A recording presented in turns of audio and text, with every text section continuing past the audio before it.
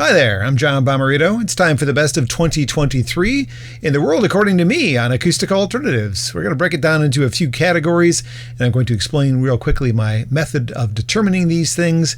Every time I listen to an album, I rate every song on the album on a 1 to 10 scale, and then I put it into a spreadsheet, and it does math for me.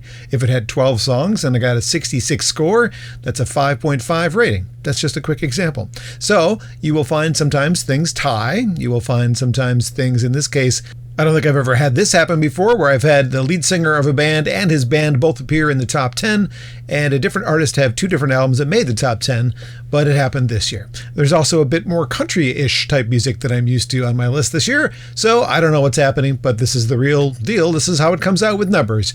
I broke it down into categories. There's going to be a few categories highlighted on today's program, and the first one is the most confusing one because I didn't know what to do with a few albums that came out this year.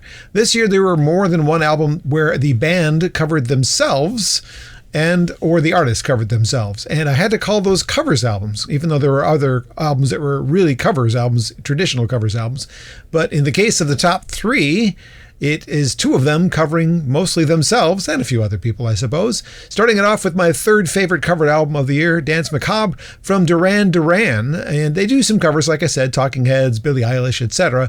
But they cover themselves. Secret October 31st, renaming one of their songs, starts off today's show with the number 3 best covers album of 2023.